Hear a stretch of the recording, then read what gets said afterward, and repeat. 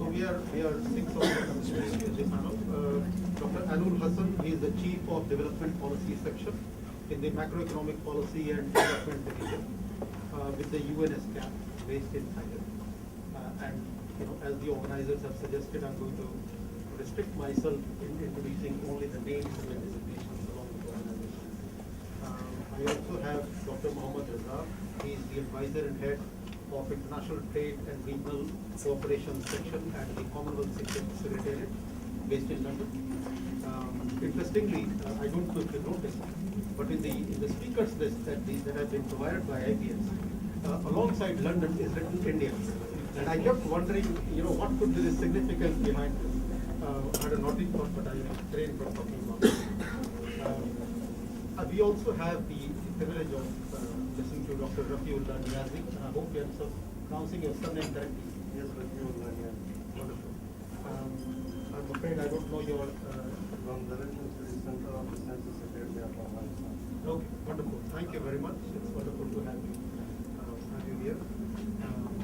Dr. Ganga Tilakaratna, who some of you would know, she's a research fellow at the Institute for Policy Studies at Colombo, and also the head of Poverty and Social Welfare Policy Research at IPS. And it's particularly, I think it's particularly noteworthy that we have a younger person and a woman to talk about youth unemployment.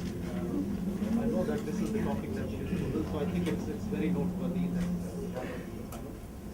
We also have Mr. Pranav Kumar. He is the head of international trade policy and at a leading, perhaps the leading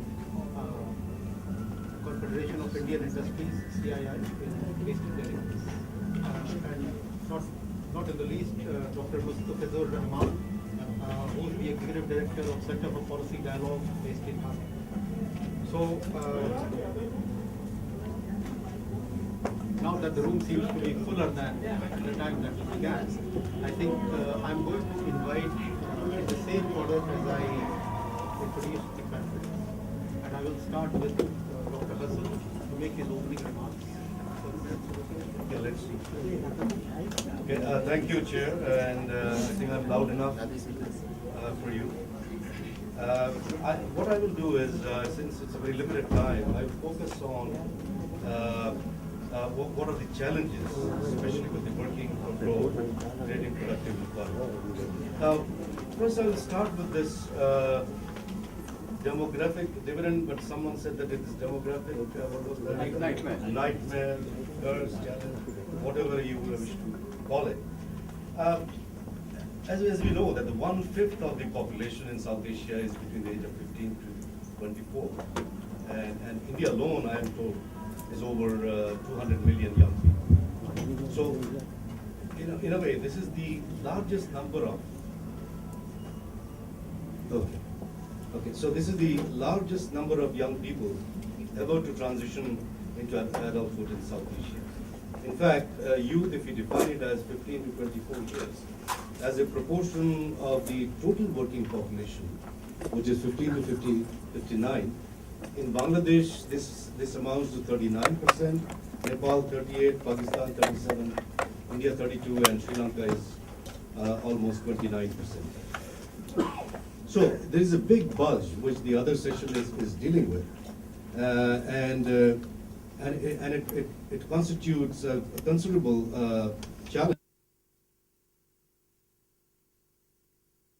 With this after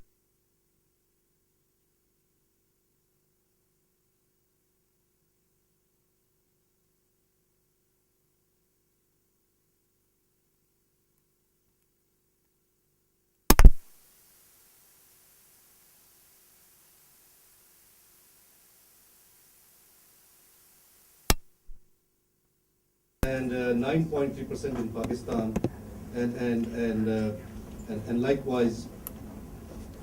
Now, what are the reasons for this? Reason is that the large unemployment rate is because of the formal jobs growth hasn't kept up with the economic growth in most countries. Now, of course, there are other conventional or usual given the mismatch and with the demand.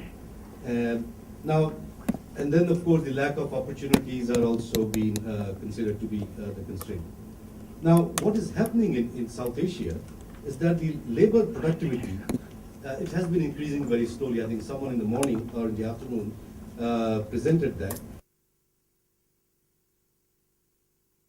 Per person engaged in constant 99 US dollar at PPP is compared with 2012 to measure the increase in labor productivity.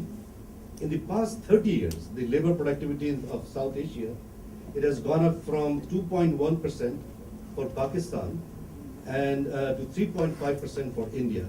Whereas during the same period, China's labor productivity has gone up by as much as 9.2% or 9.2 times. Now, what has happened in South Asia is that there is a move from low productive agriculture to low productive service sector, or from what you have seen in the program,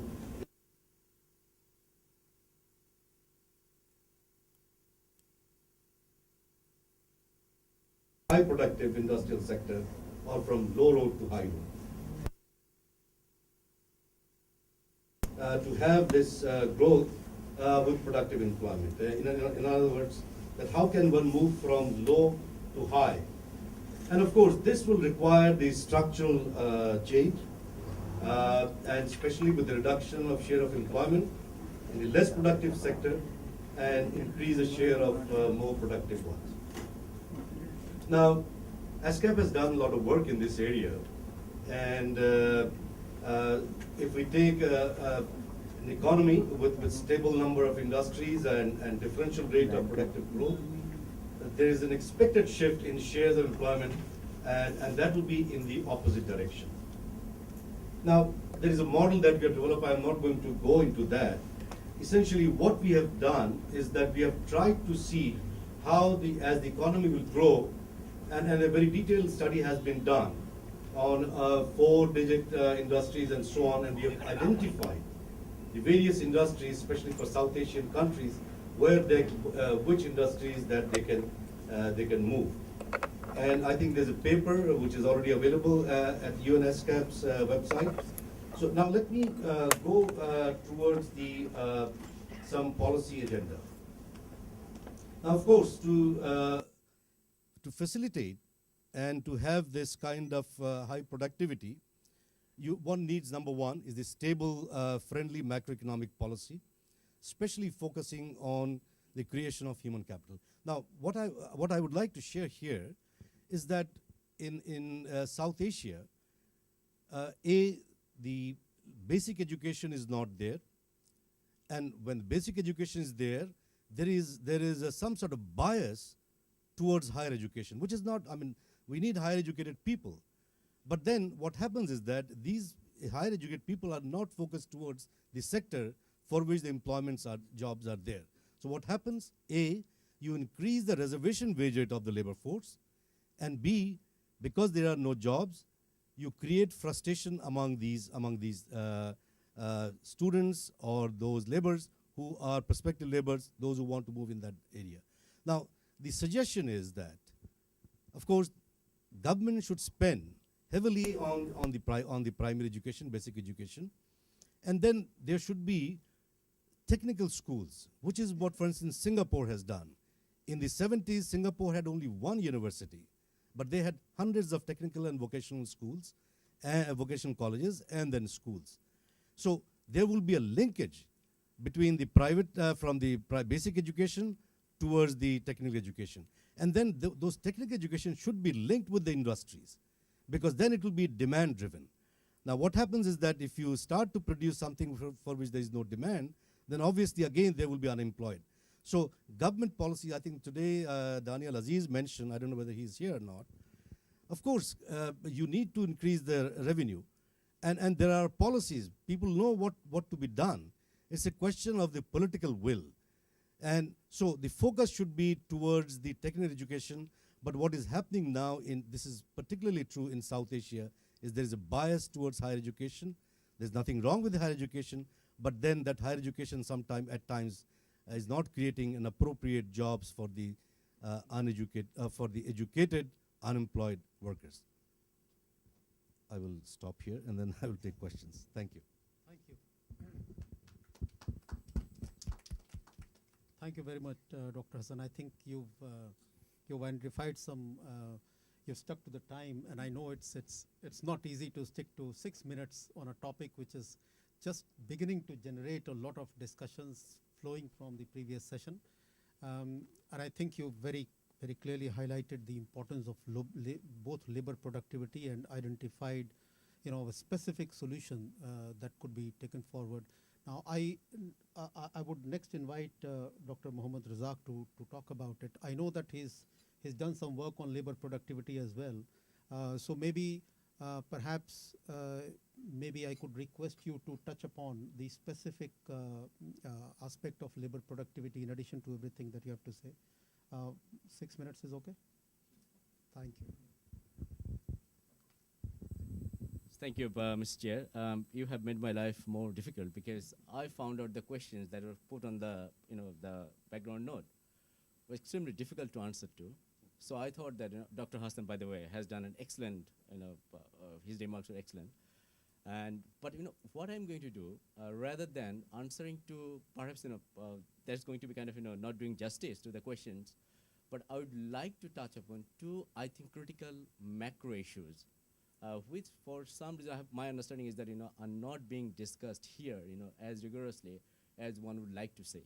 Perhaps the World Bank jobs report is out, and many people think that okay, they have done a great job, and we need to now think about other issues.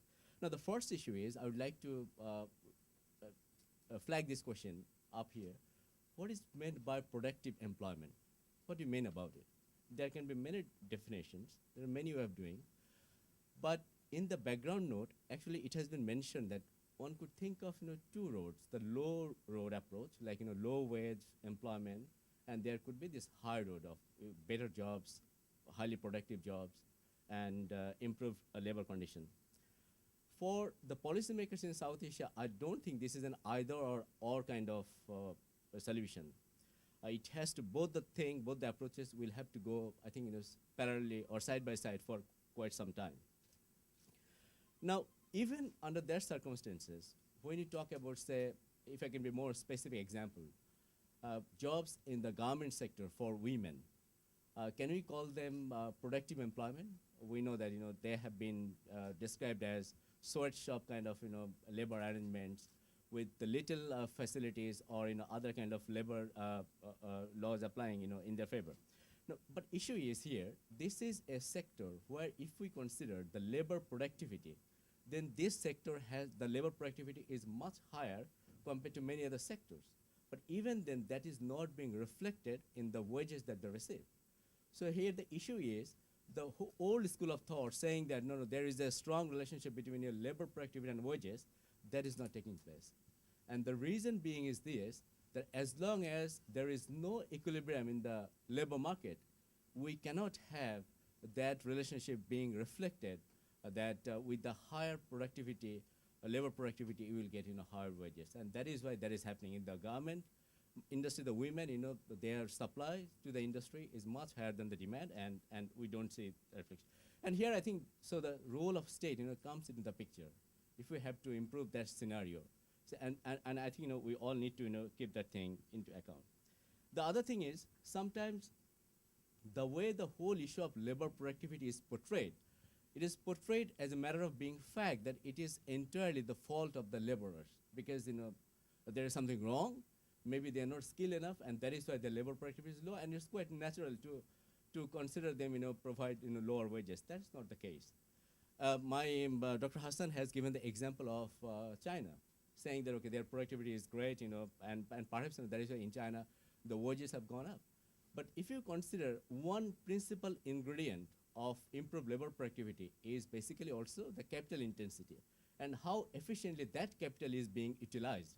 Compare a typical garment factory in China and in Bangladesh or perhaps also in India, and you will find that the capital intensity in Chinese farms, in the Chinese sector, is much higher. And that partly explains the improved labor productivity of China. And perhaps then we can take it forward to our next question, the linking the relationship with labor productivity and wages. So next time, when you discuss about the low productivity wages, I don't think this has to be only to dealt by the workers alone. It's also about the kind of production function or the production mechanism that we have in terms of the utilization of the capital. So that was my first one. My second point will be the way the emphasis is being given. We're talking about creating better jobs, and immediately the idea is let's walk away from the traditional sector, the agriculture, and move into the manufacturing. And I think for South Asia, this is a fundamental question, and it's not an easy solution. Partly because of in recent time, we have seen some kind of renewed activities that has gone into agriculture, particularly with regards to the issue of food security. And now all attention is being provided to agriculture. But having said that, agriculture, providing some kind of priority attention to agriculture has got certain advantages, because it is now kind of there is a broad-based consensus that if we want to address poverty and inequality, which South Asian countries are, I think in most South Asian countries, they have got these characteristics, then providing some kind of priority to agriculture is very important. Because the growth in agriculture, I think one of the best way of addressing rural poverty, and which is the bulk of the poverty anyway. So that's one thing. But the other question is, when you talk about agriculture, that's the sector is known to be least productive amongst the sectors that we are aware of, apart from perhaps some of the informal sectors. So if we're diverting more resources to agriculture, there is this fear or apprehension then as a whole, the whole economy will slow down. The productivity in the whole economy will slow down. And therefore, if we have to have some kind of growth maximizing a strategy, then that is not going to be helpful. But having said that, in recent times, some evidence are emerging that would suggest that in many of the countries, that actually the growth in agriculture can have significant and quite a strong externality effects on other sectors. In the case of Bangladesh, there is now hardcore empirical evidence to suggest that the external effects are pretty high. And so that's why the question is then, if we can make that sector more productive, and if the agriculture can be more productive, then the other sectors like non-farm sectors, they can also take advantage, because then the resources, pulling out resources from agriculture will be much more convenient. So my point is very simple, is that even if we're thinking about jobs, even if we're thinking we should not overlook the contribution of agriculture, because we need to be mindful of the fact that in South Asia, our primary concern is to deal with the poverty and inequality also. So that point should not be forgotten. And finally, there is a general point about how the better jobs can be enhanced, the prospect, or can be facilitated. Here the whole issue is about investment. On the whole in South Asia, probably in India, the gross domestic investment is about 36%, but in all other countries, it's less than 30%. Now, if we have to move from, say, on average 6% to 7%, 6% growth rate to 8% growth rate, we need to have about 35 to 36% of investment. And that would mean, okay, fine, the mobilization of resources from our internal sources, but partly that can also be done from our external sources. But in order to facilitate that investment from the external sources, be it through FDI, be it through remittances sent by some entrepreneur class who would like to take advantage of the domestic economy, but then the issue is how to make that investment really productive, and whether we have got an enabling environment into a domestic economy, so that that investment can go into the right places, and particularly in the World Bank report, and many people would agree with that one. The better jobs are mainly associated with the medium to large scale enterprises, and they require more secure investment environment. They require more predictability in terms of the policy regimes that the South Asian countries can offer. So broadly, I would consider that is more part of a long-term goal of promoting or having a better investment climate in South Asia. But on other two issues like productivity and wages linkages and the role of agriculture, I think we should not forget those two issues. Thank you. Thank you, Dr. Razzaque. Very useful comments, also quite thoughtful, because it's in some ways you are challenging some of the notions that that have existed, and I think at some point during the question and answer session, I would really encourage the audience to come back to the points you made about, whether the agricultural surplus needs the labor, the surplus labor in agriculture actually is more productively and better employed elsewhere, or can there be ways in which they can be employed within agriculture to generate, growth. With this, I now turn to Dr. Rafiullah Niazai, and if I may ask you to share your remarks. And just for your information, I have a 5-minute timer on, so the beep basically tells you that the 5 minutes are over. You can still go for another minute or so. Thank you, sir. I would like to talk about the creation of effectively productive employment in Afghanistan. How we can produce effective productive employment in Afghanistan. I think first of all we should get familiar with the Afghanistan production, employment and economic priorities based on the internal situation and regional economic location of Afghanistan. And this possible at the time when we are able to specify Afghanistan, South Asia, Central Asia and Middle East economic capacity and requirement. Based on these priorities, we can get familiar with the Afghanistan economic production sector and service, branch from which following are described. First of all, transit. TAPI project, which start from the Central Asia, came to South Asia, also transportation of electricity from the Central Asia to South Asia, transportation to construction of rail system, and production and export of energy.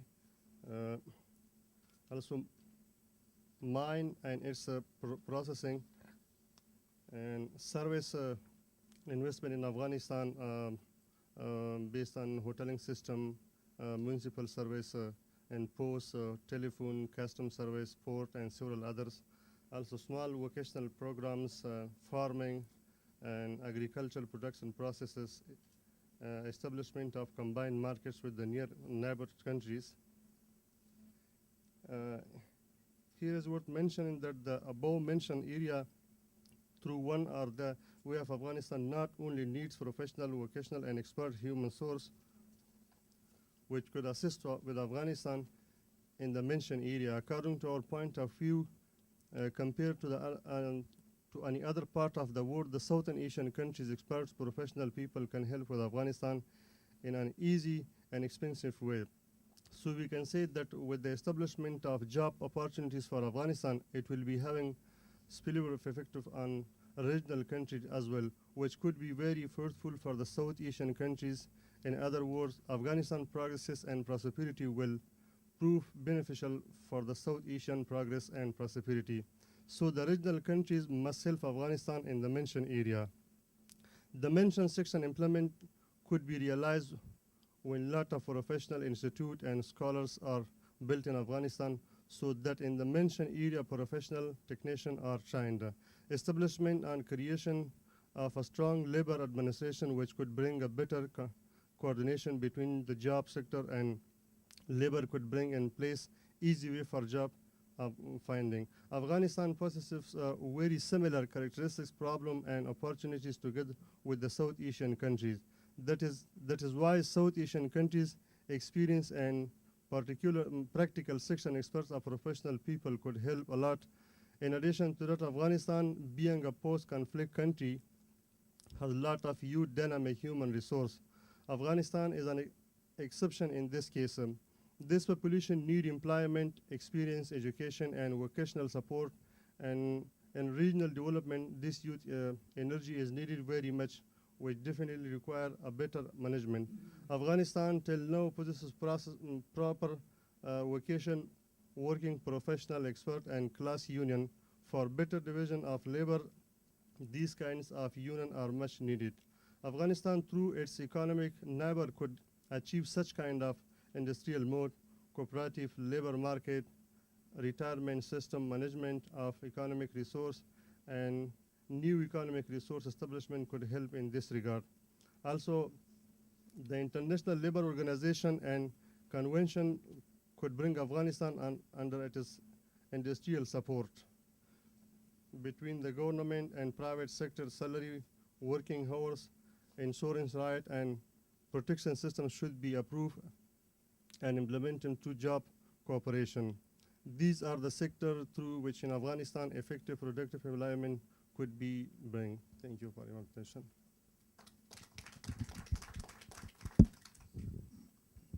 Thank you, Dr. Niazai, also for setting very good standards on timekeeping. You finished even before the BB went off. I think it was very useful to hear from you, and thank you for sharing your remarks, very briefly outlining the kind of challenges that exist. But in particular, what I found interesting is how you have identified sectors where you think jobs could be created. You've identified, issues of connectivity, which Dr. Nagesh Kumar was talking about in his own panel in the South Asian region. And I think it will be very useful to, going forward, also try and be a little bit more specific, exactly along your lines, on what are the sectors that we can think of within or outside these services, including manufacturing, where jobs could come out from. I now invite the young lady in the panel to talk about youth unemployment, and I hope that in the course of conversations around youth unemployment, you will also touch upon the fact that female labor participation rates are very low in this region, if there's something that can be done specifically to address that. Okay. Thank you, Chair. Actually, I was going to touch on the issue of youth unemployment, and particularly youth unemployment problem in Sri Lanka, and highlighting some of the key factors that are contributing towards the youth unemployment and also graduate unemployment in the Sri Lanka. So just giving sort of a briefly sort of the figures, even though the unemployment rate in Sri Lanka has come down to a level of 4% over the by 2012, the youth unemployment, particularly the unemployment among those who are between 15 to 24, is much higher, about 4 times higher than the aggregate level. And this is particularly higher among the females. And adding to that, the graduate unemployment, or the unemployment among the educated groups, is also much higher. So what are the factors actually that have contributed to this problem? If you look at the contributory factors, some of these things actually were highlighted in the previous session. Is skills mismatch in the labor market. So I see the skills mismatch problem at 2 levels. One, on one hand, the job seekers actually, they lack the kind of skills required by the employers, and on the other hand, there is a shortage of jobs to match the kind of skills and the job aspirations of the job seekers. So giving an example for the first one, there in Sri Lanka, and also in the other South Asian countries also, there is an increasing demand for skilled laborers in the sectors like ICT sector and IT enabling sector, but there's a shortage of workers in these sectors. And also another issue is when it comes to graduates, even though at times that they possess the kind of technical skills required by the employers, they lack the kind of soft skills, communication skills, language skills, and IT working skills required by the employers, particularly by the private sector. So this has been one of the key issues that have contributed to the youth unemployment, in particular graduate unemployment in the country.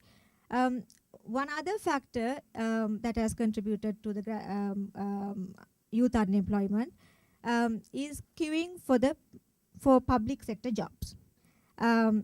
There are a number of reasons for that. One, I mean, as we all know, it's because of the job security in the public sector, and also pensions and other non-financial benefits like more holidays probably and less work.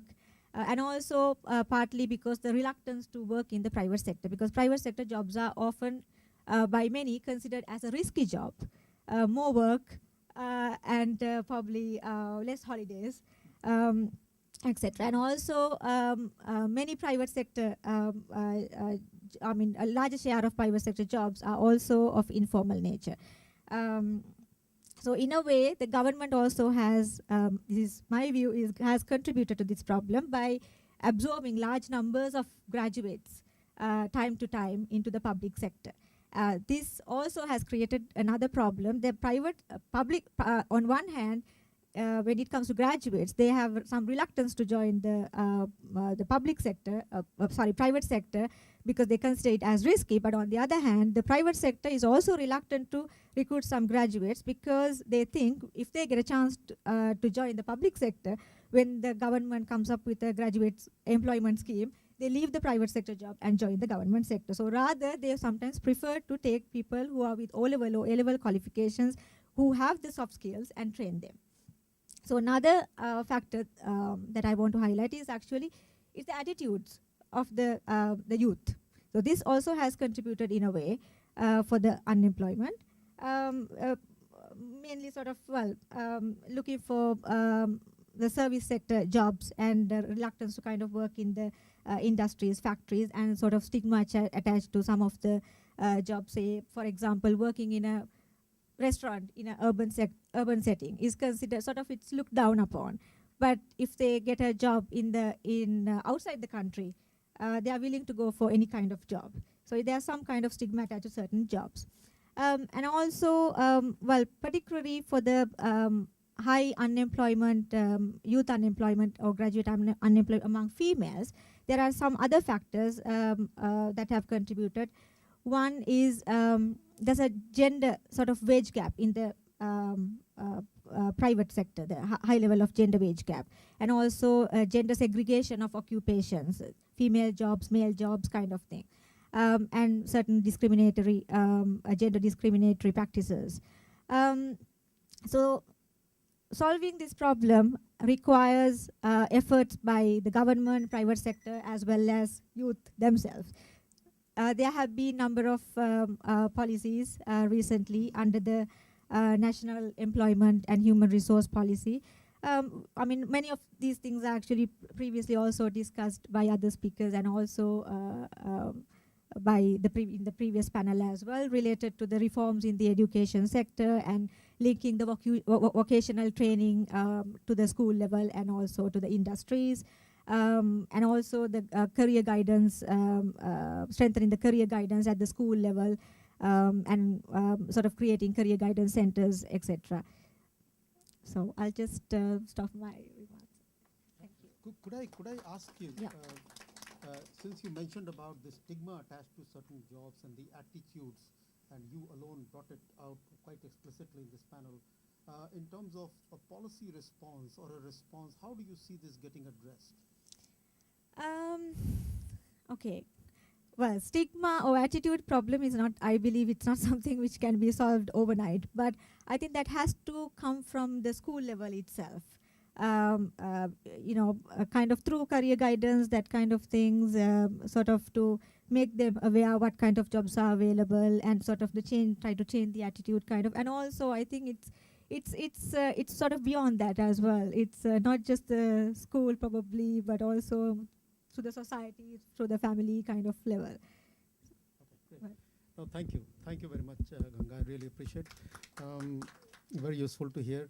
The reason I specifically picked that point out because I thought it ties in quite well with what I might request the following speaker to touch upon, in addition to, of course, whatever else you have to say, Pranav. As I introduced him, he comes from the Confederation of Indian Industry and perhaps well qualified to talk about, what we call as entrepreneurship. And one of the reasons we know, established in literature, why entrepreneurship is more need-based rather than opportunity-based in our part of the world is because of the fear of failure, the stigmas that are attached to failure. So, if Pranav, you could also pick that up in your remarks, that would be great. Mr. Pranav. Stigma attached, the same labor when they go out, perhaps they will be doing the same, kind of job where there is a stigma is attached. Right. So it's a change of environment, change of country or area can also make a big difference. Great. And that's ample evidence is very clear. Right. No, thank you very much. We'll come to this. Thank you, Pranav. Yeah. Thank you very much. I know these days most of the people are looking towards private sector for employment generation, growth generation, everything. So, but I would like to emphasize that private sector alone cannot do all this magic, because private sector requires enabling policy environment from the government and others quarters also. And the best example to explain the current policy and the economic environment in India, how because of the government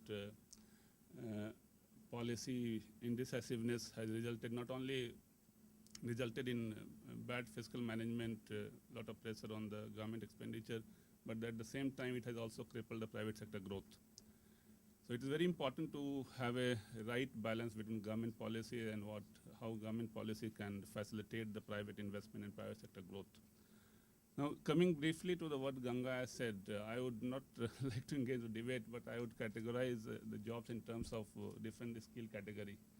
High skill job, low skill job, unskilled job, and it's all the market forces which play the labor market when you get the job. So it's an individual perception how you call it a particular stigma to any particular job, but it's the market which operates the labor market, and that's how the job is decided. Now, coming to the topic of today's discourse, and that is working for growth, creating productive employment. I think it deals very well with the theme of the sixth South Asia Economic Summit towards a stronger, dynamic, and inclusive South Asia. And that is the answer. If we are able to generate and generate more and more productive employment, then obviously we achieve the inclusive growth.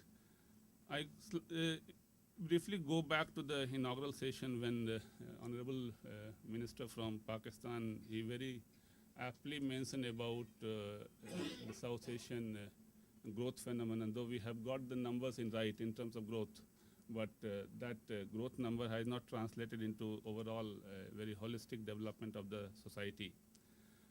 So where we went wrong and what needs to be done, and that's a greater challenge for all of us. Basically, we have to find out a right synergy between economic growth and employment growth. And when we talk about right synergy between economic growth and employment growth, and again, in case of employment growth, we have to talk about both quantity of employment and quality of employment, because the sheer number won't solve our problem. And that we have seen in case of South Asia, that more and more labor forces are being absorbed in informal sectors. So that's not the solution, and that is very well documented in Government of India, several reports that more and more agricultural laborers are being absorbed in services sector. And often we call that India has experienced services revolution, but if we go into detail what kind of growth we have achieved in services sector, it's a handful of sectors only. IT, banking, telecommunication and all. And all those sectors require very particular kind of delicate skills. And that skill is agriculture sector cannot provide. And that is where we face the structural problem in Indian economy in particular, that we have surplus labor in agriculture, manufacturing is stagnant, manufacturing is not in position to absorb those surplus labor. Services sector is growing, but services sector requires a particular kind of skill which agriculture sector cannot provide. And that's the challenge. And now the Government of India has identified that particular structure problem and trying to emphasize on the manufacturing growth. And in 2011, Government of India came out with a new manufacturing policy which envisages to raise the share of manufacturing from 15% currently to 25% in about a decade time. At the same time, there is emphasis on employment generation also, and that is in the tune of 100 million of new jobs over one decade time. Let me just go to the one report, this is annual report by the Ministry of Labor, and which mentions that the sectoral distribution of workers in India recent, in case of India, that is recent trends. Though the share of labor force absorption in the primary sector has come down, in manufacturing sector it remains stagnant, and in case of services sector it has gone up. But here, and that has been documented, that in services sector, high income and better quality jobs are limited to a small section of the workforce, while the vast majority of remains trapped in low wage income and relatively insecure occupation. And that we saw in the previous session also. There has been a talk about more informalization of the employment in post-economic liberalizations. Finally, let me also emphasize on one particular report which came out way back in 2001 when the Planning Commission of India formed a task force on employment. And that has came out with a series of recommendations, and those recommendations are still very much relevant. And if we look at those recommendations, that very aptly captures how we can help generate more productive employment in commensurate with the economic growth. First and foremost, of course, is the growth is necessary to generate any productive employment. But along with growth, you have to get the macroeconomic policies right. And we have seen in case of India, since the onset of the economic crisis in 2008, before that we were growing at the rate of 7 to 8%, and all our fiscal situations, private sector investment, employment, everything going in a very positive direction. But all of a sudden we lost direction.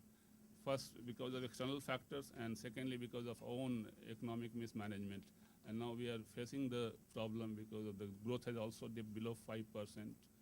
And even the Indian private sector investment, in fact, in the previous session, the speaker was telling that we are finding private solution to our problems in terms of education, health.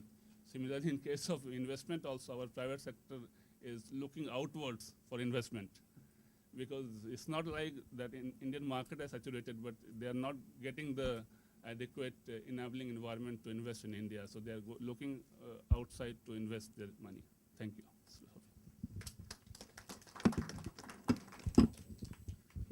Thank you, Pranav, for that very insightful set of observations from the private sector. Let me now turn to the last but not the least panelist, Dr. Mustafizur Rahman, for his remarks. How much time? 6 minutes. Thank you, Chair, for giving me 360 seconds. It's all the same, 6 minutes and 360 seconds, but it sounds a bit reassuring. Thank you. I think my panelists, the panelists have done an excellent job of putting the real issues on the table. I would like to bring in some points which I consider to be important from Bangladesh perspective. And I will take a slightly different view with respect to what Razzaque said. And I would like to begin from there. Now, I agree that the jobs of future and in terms of ensuring that we create those jobs, agriculture still remains important. I agree. But if you look for Bangladesh between 2000 and 2010, the labor force participation increased from 43 million to 63 million people. Yeah, that was a 50% jump.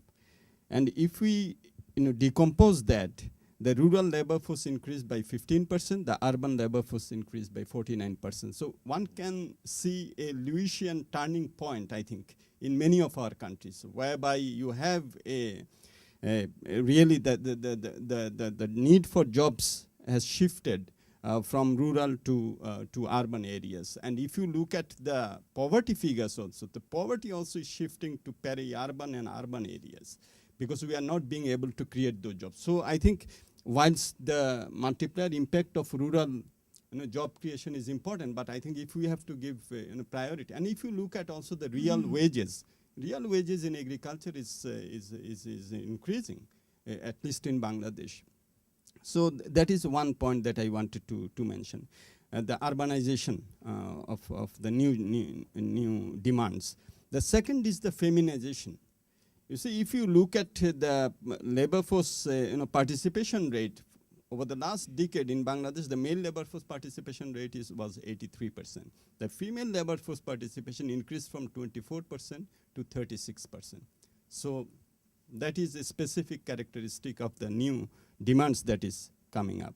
And informalization remains. We know that 85% of the male workers are in informal sector, and 92% female workers are in informal sector. So that is another challenge that we are seeing. If we look at the labor supply, the new labor coming to the market, Bangladesh population growth rate is 1.4%, but the labor market, because of the demographic characteristic of the population, is 4.6% growth rate every year, compared to 2.3% in South Asia, remember, average. And the global is 1.8%. So the demand is increasing. The one challenge that I see, the analysis of the growth rates that we have observed, for example, over the last 6 years, if we look at the employment elasticity of growth, compared to the previous years, it has come down from 0.8% to 0.4%, meaning that every percentage growth is creating lesser jobs. So you'll have to have higher growth rates because your job creation is not increasing at the rate that it used to. So there has been productivity gains. But that is also the challenge, that in order to generate those jobs, you will have to have much higher rates of GDP growth rate than you are getting now. Now, Razzaque made very important one point, and Professor Rahaman is sitting here. I think he always talks about, productivity gains does not necessarily mean, good wage rates. I think we have to remember that.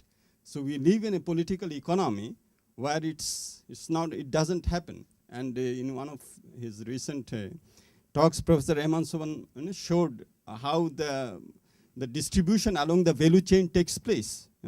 In ready-made sector in Bangladesh, the labor gets only 5.6% of the total price, and the Walmart gets 63%.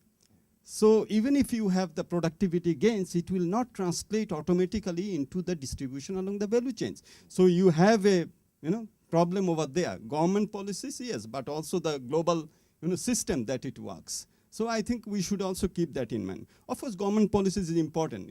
Labor laws, collective bargaining, minimum wages. I think these are also very important, and we haven't talked about this, but these are important.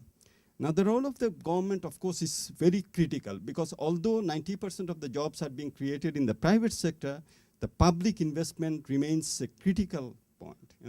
We do every year a survey for the World Economic Forum, which is called the Davos Forum, and we see that the entrepreneurs always talk about the public investment, because if they don't get the electricity, if they don't get the transport, if the ports don't have the infrastructure, their lead time, their competitiveness are undermined. So you can't get away with 6-7% of the GDP equivalent of public investment. You have to increase that. So this is one. I see that there are a number of market failures, which was also mentioned in the last session. Now, for example, we have talked about demand-supply mismatch. Now, we don't have any incentive for apprenticeship. You give the entrepreneurs some incentive so that the apprentice, they can get the on the job training. We don't have any system like that. You see, you will have to think out of the box. Financing. Now, we introduced Entrepreneurs Equity Fund in Bangladesh. And then we asked, it was for the new knowledge economy type of entrepreneurship. And then we asked, what is the collateral? There has to be collateral, mortgage. Now, someone coming up with those type of jobs and those type of entrepreneurship, their certificates, MBA certificates should be their mortgage and collateral. But you are operating in the time-old traditional fashion. And so no one is taking loans they can't take loans from the Entrepreneurs Equity Fund, because it was supposed to be IT and those type of. So I think that is also another. The last point that I would make is the global labor market, and Aynul Bhai also has mentioned it. And if you look at, for example, the per capita remittance in Bangladesh, 1,700. If you look at China, 6,100. Now, those skills which are needed in the global market, the skills of the future, I think we should now start to do that. And it's important for Bangladesh because every year, 2.1 million people come to the labor market, and 500,000 goes to the global market. So almost 25% is connected to the global market structure. So the demands over there, how you cater to those demands, the skill upgradation, that is also very important. Thank you.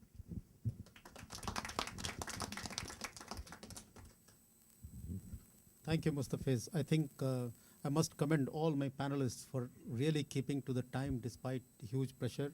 And that means the great news is that we have about 45 minutes to get into a question and answer. And I think the other good part that has happened is there has been some disagreement among the panelists, which is a good thing, because then that also opens up space for more questions. So I'll take a bunch of questions and then maybe come back to this. Okay, so Saman, you first, then Gautam and Rashmi. Thank you to all the I'll panelists. come back. Very good presentations.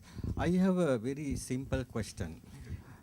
In this discussion, we didn't touch upon the informal sector in detail. Of course, in the plenary, Dr. Martin Rama referred to the informal sector, other than, of course, referring to the percentages by Mustafizur, male and female in Bangladesh, one in the range of 80s and the other in the range of 90s.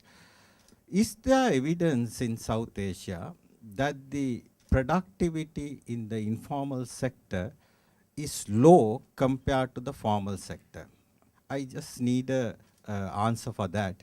Then in the plenary, also the point was made that by Rajiv Kumar that there has not been a comprehensive study on the informal sector. Now, in India, I know that Arjun Sengupta report was there. I have not seen that report, the details of it, but does it identify some of the supply chains of the informal sector? Because these are all important issues. Thank you.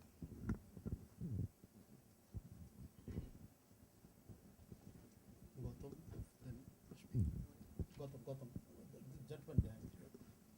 I'll come back, please. Everyone, when you talk about creating productive employment, the emphasis seems to be in the future, the demographic dividend.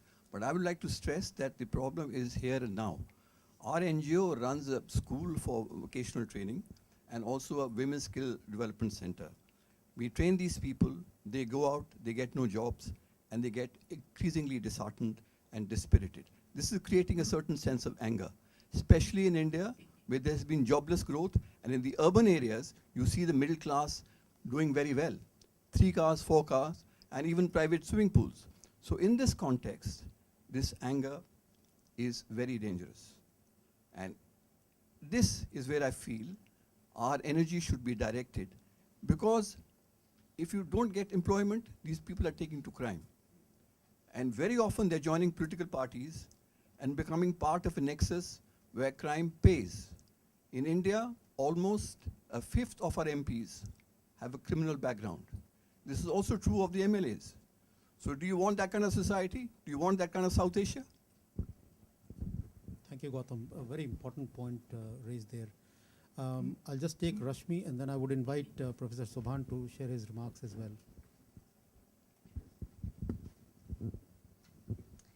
Thank you. I just have one concern which I want to share with the panelists, and I would be grateful for the response. My concern is that we all know that all countries in South Asia have similar problems of how to create productive employment. They are facing similar challenges, and I think it's not that efforts have not been made or they are not making, but the results are not coming. I want to ask that can South Asia as a region, all countries in South Asia, can they collaborate or cooperate in a manner that they can face this challenge in a jointly in a manner in which it can be mutually beneficial? That is my one question, that how can South Asia as a region face this challenge, apart from countries facing it as a national challenges, at the regional level, what can be done? And my second point, very quickly I want to make is on what Razzaque said about agriculture. I think if we divide agriculture between primary agriculture and agro-based industries, then there can be a lot done in agro-based industries. Till now in South Asia, agriculture has been very protective sector. There is no doubt why it's politically sensitive to touch that sector. And also, again, we have failed, the countries have really failed in increasing the productivity in agriculture sector.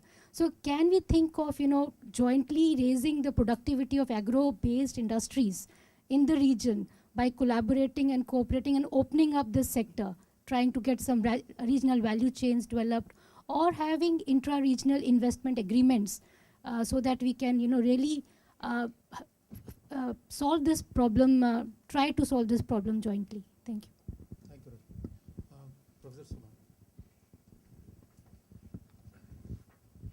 I wish to really put to you specifically the questions which I had raised in the plenary, because you're here as a specific group to discuss creating productive employment. Critical question is that is creating productive employment to be explicitly put into the policy agenda of a government. A government today will have a macroeconomic policy built around growth maximization, and the necessary policy and investment correlates related to that. But I know of no government in the full employment would in fact be integrated into the macroeconomics of policy making. Now that policy has also ended, and in fact you have now acceptable high rates of employment prevailing in most of the countries where full employment was seen as an integral part of their policy as well as their political agendas. Now, South Asia has simply not applied their mind to this problem. In the early years of planning and development, there were explicit models for generating labor-intensive growth. And people like Amartya Sen and others in their earlier professional work in fact designed project evaluation strategies built around discounted value of labor and capital and so on and so forth to ensure that you would evaluate factors in an economically efficient manner so that you would then make right choices which would create employment generating investment.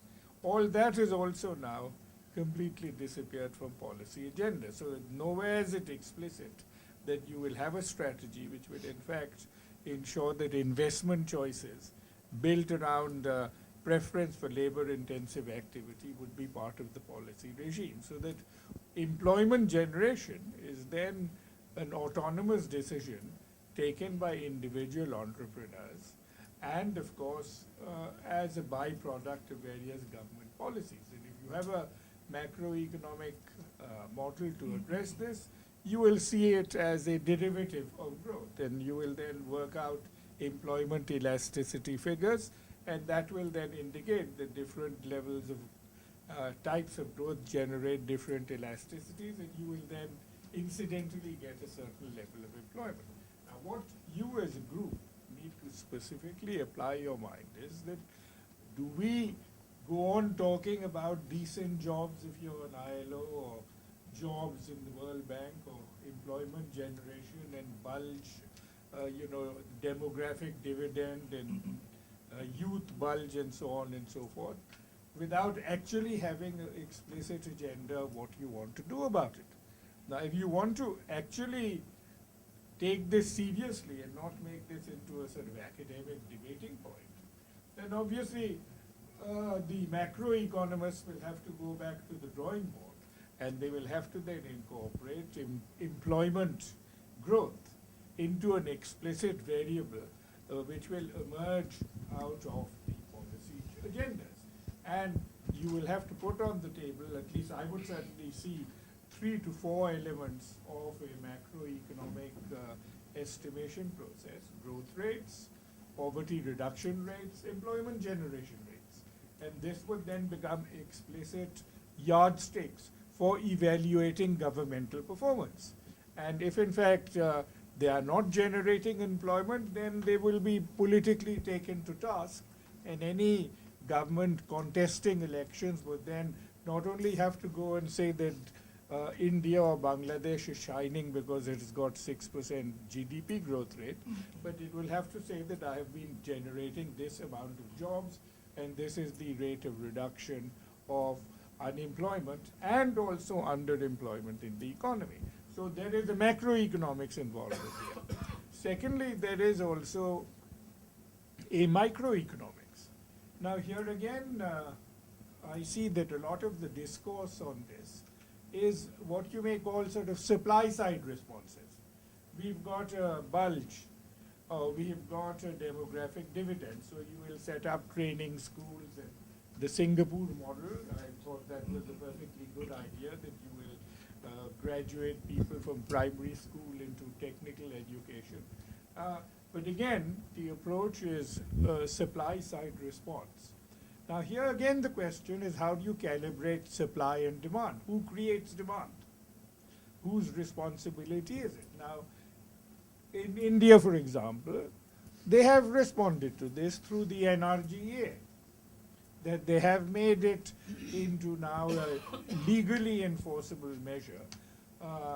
It is now no longer a sort of optional problem. Now under law, you are obliged to give people who are seeking work. Now this in a way is a sort of make work exercise, where because you are legally mandated to create work, you have to go around creating some form of work. And this at least is an acknowledgement that employment creation is an explicit responsibility of the state to address a market failure for not creating enough work. And this is the way you are going to do it. Now the question is, can you graduate the NRGE model into an explicit policy and institutional intervention, where you recognize then that all right, full employment or giving employment to those who seek work is an explicit responsibility of the state, because basically creating work is a direct response to market failure. You don't create work for everyone. You only create work for those who are not employed by the market. So then if you do this and you recognize this as an explicit feature of both policy responsibility and also the dynamics of the market economy, then how do you make the best use of it? And part of it would then be to transform work or transform labor into an explicit resource, into explicit work-creating programs, so that in any village or rural economy where there are huge deficits, for example, in infrastructure, you then have explicit programs for upgrading infrastructure, because there is a double market failure in our economy, that there is an unmet demand for upgraded and quality infrastructure which is not being met by the market, which is not being explicitly met even by public revenues.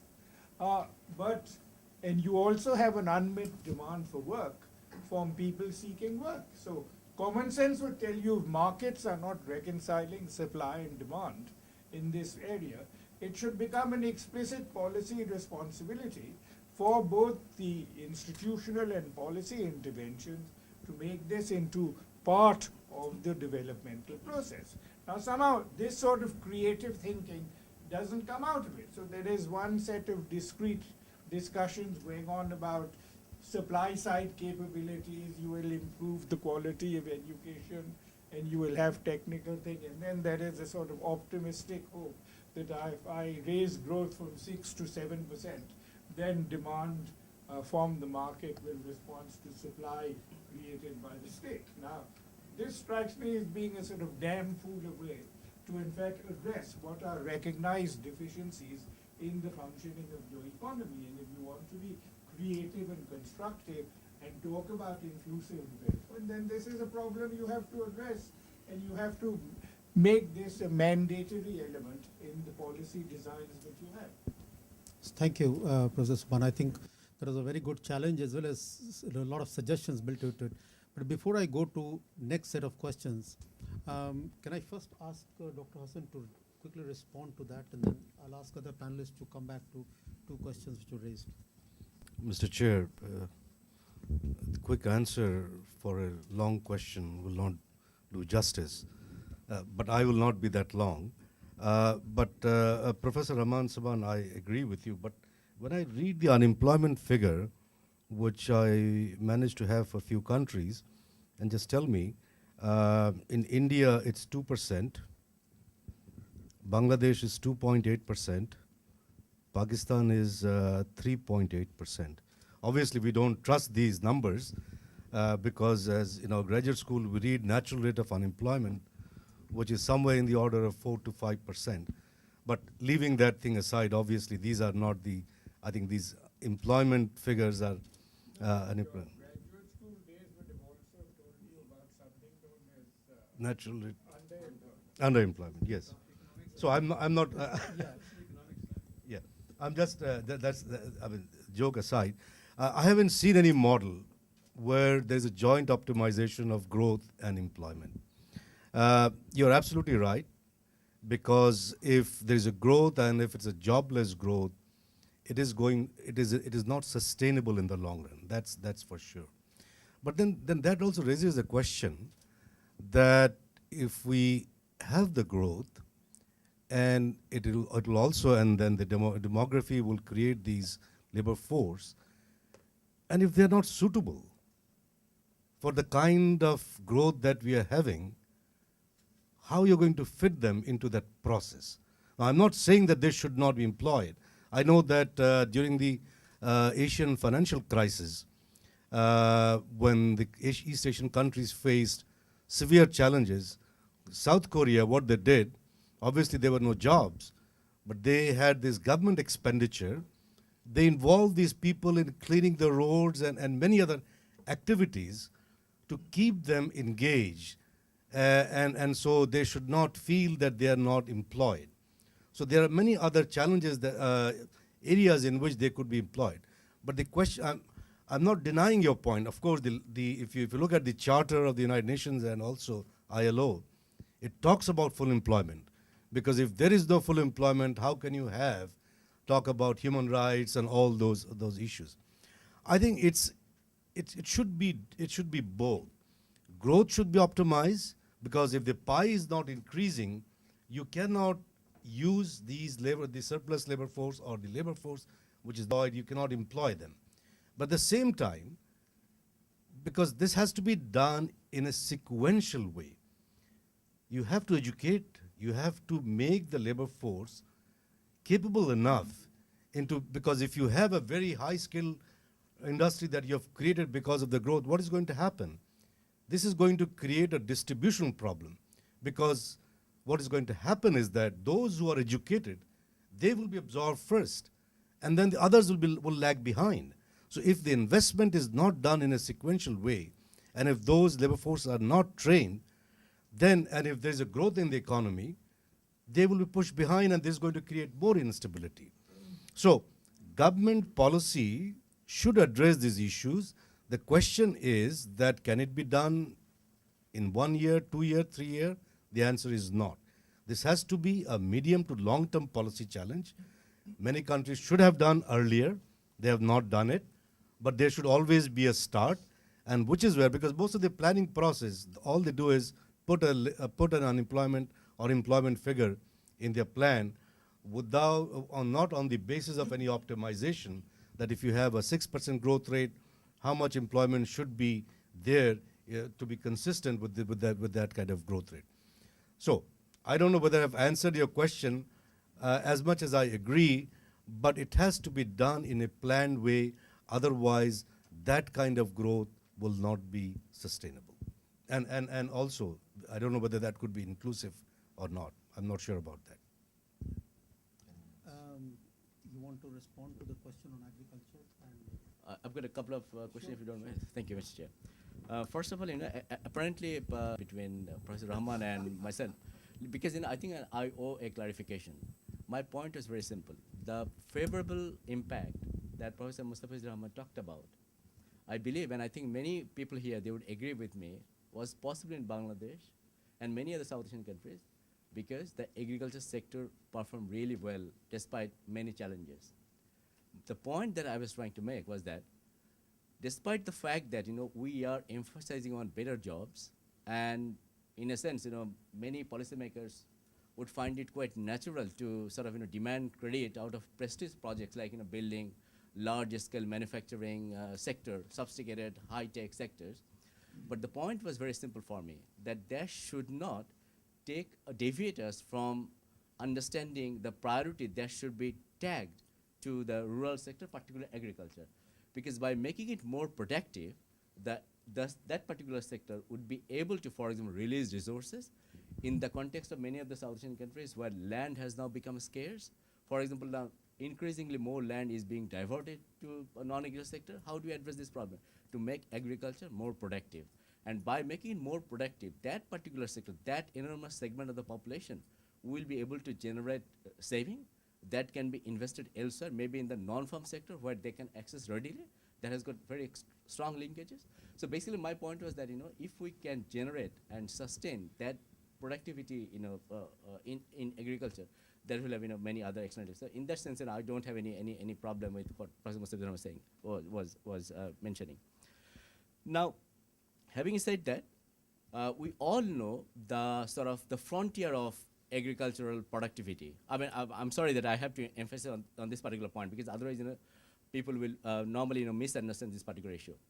Like, okay, fine, our growth has been in the agricultural sector maybe close to 4%, but if we look at the East Asian region, our neighbors, close to our neighbors, and there we find that actually, their productivity in agriculture is much higher. So that justifies that even in South Asia, there is room for, enormous improvement. And if we compare the actual capital that has been invested into this particular sector, is much less in South Asia compared to other regions. So this should also be a part of the overall strategy development, and that should obviously come into the issue of generating more employment and productive employment involving non-farm sector. Then there were other two issues on whether South Asia can collaborate.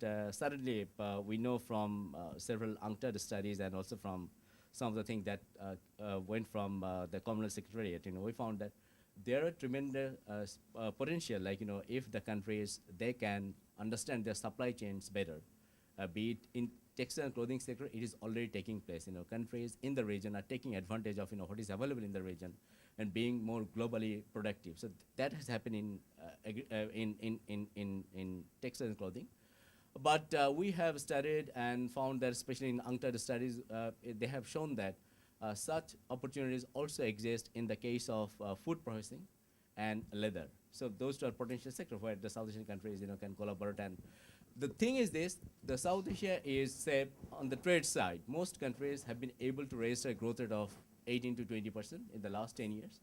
If that is going to continue, then that means that within the South Asian countries, the trading capacity will also rise, enormously. And with more trading capacity, more actual trading being realized, that there is this scope of, generating employment. Briefly, on the difficult question posed by Professor Rahaman, I think that's a valid question, and there is very much kind of, a policy issue that needs to be discussed. And I understand, think tanks like CPD is in a better position to respond to that kind of question, undertaking, further research and thoroughly. But having said that, my only the only thing that I would like to mention here is that with the problem of, sort of state-sponsored employment generation system, Professor Rahaman has alluded to the issue of infrastructure development and through it, employment generation, which is fine. But the problem is how we're going to sustain that employment. Okay, that can be done with a sequential, because there is tremendous amount of infrastructure deficiencies in all of the South Asian countries. But then the other problem is how we're going to first understand that the productivity of the jobs created and how we're going to enhance that productivity of the employment.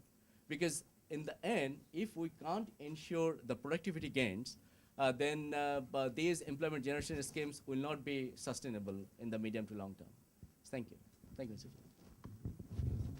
Can I ask you to hold on, just get another set of questions? Is that okay? Yes. Do you want to answer that? Okay. Yes. Yeah, informal sector. You asked about the productivity. So we can, though there is no study available, but we can take a safe guess that productivity is low in informal sector, and just for a simple reason that in South Asia, the entire agriculture sector forms part of informal sector, and productivity is quite low.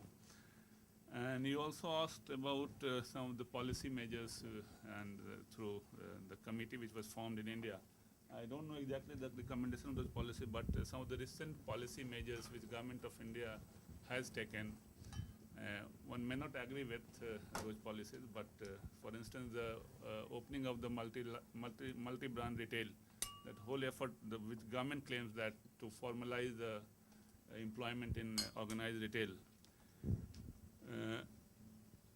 Second is the government has also taken steps to give to make finances available to the self-employed worker in the informal sector. So these are some small policy steps which have been taken to increase the productivity in the sector as well as to make an effort towards formalize the employment in that sector.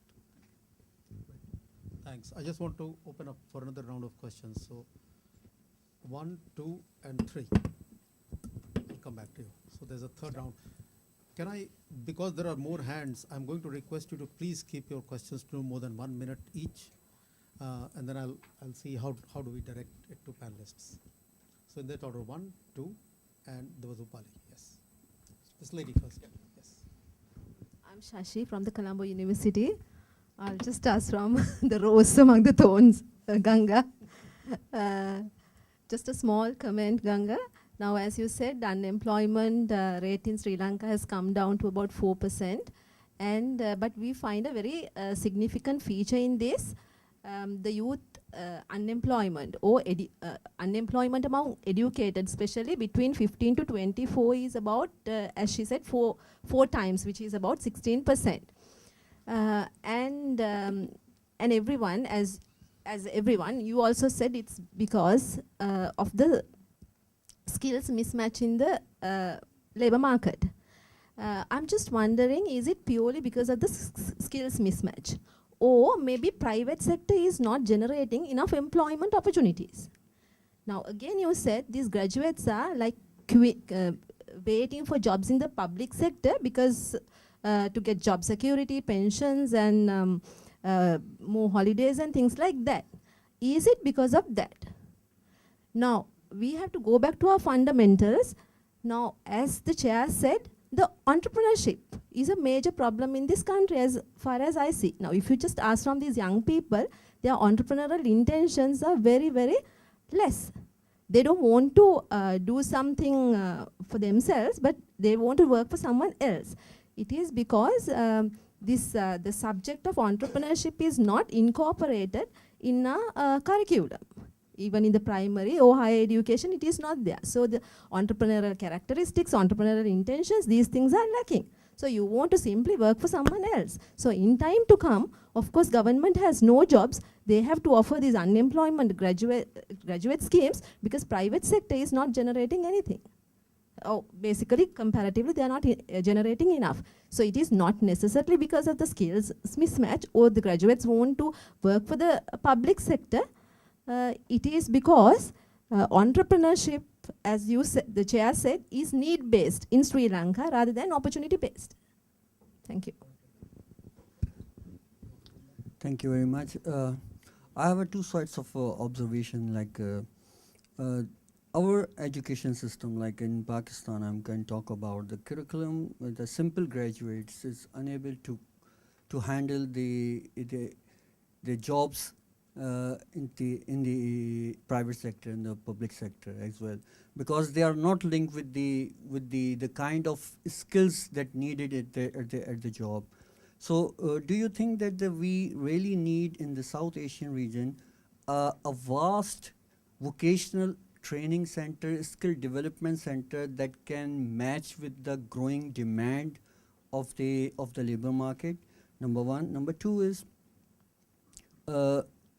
we often seen that the planning commission of the respective countries are always been romanticized the growth of the industrial sector and the service sector, and that comes to the point of Dr. Razzaque that the agriculture sector in the respective countries are grossly undervalued.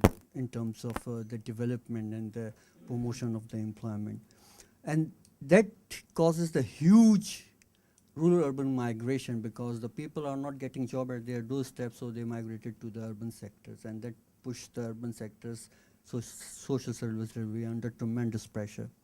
So I think that one of the solution of this, to stop this rural-urban migration is to have a regional economies grow at the pace that with the national economies, because we did not in our country has developed the growth centers. Actually, we concentrate on the centralized growth instead of developing a regional growth centers that can cater the employment. Thank you.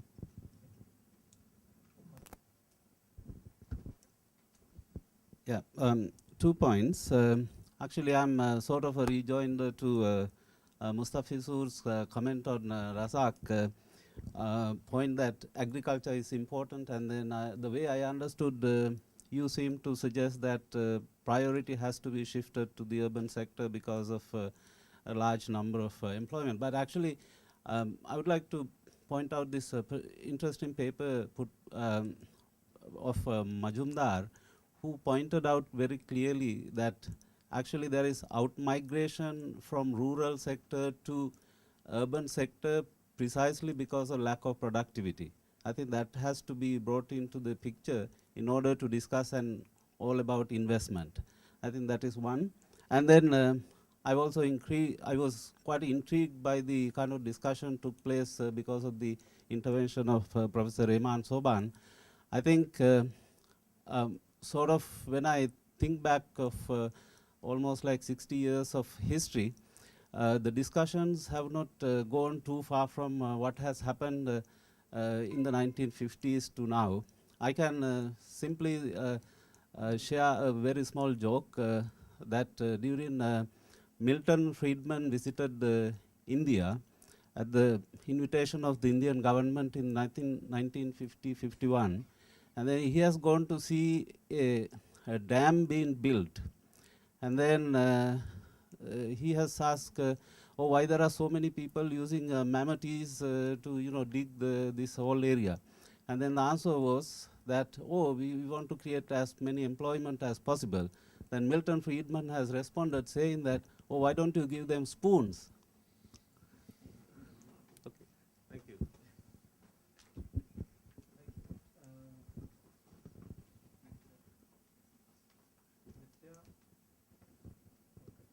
I have several hands coming up, and I'm just conscious of the red flag, which I can already see the lady is about to raise.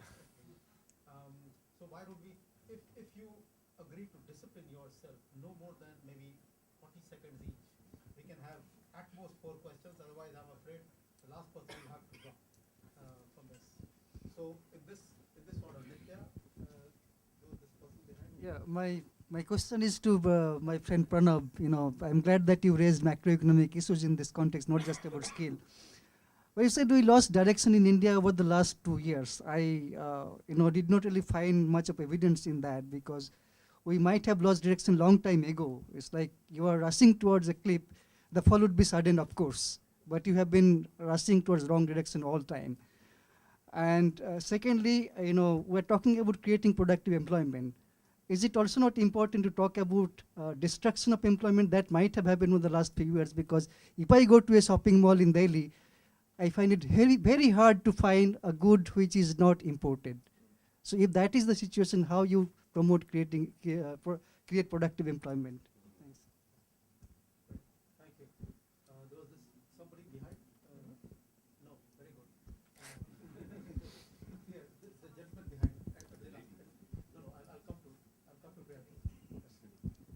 Yeah, my point is that regarding that political, yeah. So that's as far as productive employment is concerned, that my point is that this political interference in the job employment market has a huge distortionary effect. Someone can argue that this at the theoretical level, that whether it's in the political point of view or otherwise, that's a job, but still I see that it has a huge distortionary effect that that have impact over the private sectors, giving wrong signals to the private sector as well as the job seekers. So I think this is an area that we need to focus more on this. It has impact to this inefficiency of public sector utilities, then several other things. I think I have to cut short. I think I suggest that perhaps in general comment for all of you. Very quickly to highlight two elephants in the room, I guess. One is for Dr. Tilakaratna Ganga, is the fact that one thing we didn't talk about in Sri Lanka is the increased encroachment of the military into areas where there could be productive employment, and I think we cannot just imagine that that is not happening, both as a challenge to the private sector as well as in the public sphere. The second thing, of course, is more general. I think someone has just gone, but he said something really interesting in the plenary, which is about creating, increasing female labor participation in the labor force. And a lot of the work that we have done shows that one of the reasons for that is that is actually patriarchal values, yeah. And I wondered whether some of the things we're talking about creating a conducive environment also needs, and changes in attitudes also need to address that. Thank you, Kathy. Very important point. You wanted to ask. You have the last point. Though we actually discuss about creative, productive employment, seems that we are actually focusing on wage employment. And one of the basic premise is that self-employed or informal employment is less productive than wage employment, as someone also like to know about it. And I have gone through the South Asia report prepared by World Bank on jobs, and it also shows that wage employment is better remunerated than informal self-employed. My point is whether we actually emphasizing more on wage employment than on entrepreneurship development or like that. And it seems that the report seems to be highlight more on wage employment, creation of more wage employment than self-employed or the entrepreneurship development. That is one of the issues that I like to know. And second issue related to that is that this South Asia report also focuses on job market flexibility. Labor market flexibility. I am also a little bit concerned regarding the issues that we have discussed about the high disparity between productivity and wage related things, whether that kinds of flexibility would actually ensure workers' betterment or workers' remuneration sufficiently or not. Thank you. So 2 minutes. First, Mustafizur, because he has to leave, and then Thank you. The point that I was making is that yes, we need a lot of productivity, and there are potentials for productivity enhancement in agriculture. But my point was that what is the employment elasticity of that growth? So that was the point. I was telling that is coming down. So in terms of employment creation, as regards the very important point that Sir has mentioned, Sir has asked us to go back to the drawing board, but in the meantime, sir, many sketches on that drawing board has been drawn. And what do we do with that? We cannot erase those drawings. The private sector is the prime mover. We have to take that into account. The economies, the comparative advantages have been deployed in the economy, so we have to take that into account. So I think whether we have to have good safety net programs, employment guarantee scheme programs, whether that is the issue, or we go back and address the fundamentals. And if we think that we have to address the fundamentals, then we also have to allow that other countries also pursue full employment policies. For example, Middle East, our remittance 60% comes from the Middle Eastern countries. Now, for example, Saudi Arabia used to be Bangladesh's major export of our labor force. 2.5 million people is still there. Now, if Saudi Arabia also starts to pursue full employment policies, and they have started, and last year, none from Bangladesh. Every year, there used to be 250,000 people going to Saudi Arabia. Last year, last 3-4 years, none. because they have started Saudization. So then my remittance will not come. So I think there are also other ramifications of the policies that, sir, you are mentioning. We'll have to then, we can't have it both ways. Then other countries will also start to pursue those policies, and what will be the implication of those? Huh? What's the Nita's point, like, the goods that are being imported? Yeah, so I think that is one point that I wanted to make, sir. Thank you, sir. Thank you very much. I know that we are not responding to all questions, but there'll be many opportunities. This is just the beginning of the day. Sure. Thank you, Mustafiz, for participating in your remarks. 30 seconds. Yeah, quickly. Nitya, what you mentioned, I think there is no point of disagreement. And the current mess our economy is in, that is not because of the doing of just 2 years, 3 years. It has culminated over many years. And regarding the destruction of employment, that's quite obvious. If your market is flooded with imported products, then obviously it has its repercussion on the local employment. Thank you. So now it just remains for me to thank my very distinguished panelists. And sure enough, I mean, there are questions I know have not been addressed, but there will be opportunities. I know Priyanti is looking very awkwardly at me. But there'll be opportunities to take it up bilaterally. I hope you appreciate. But thank you very much for your participation and excellent questions. So thanks a lot. Thank you. Thank you.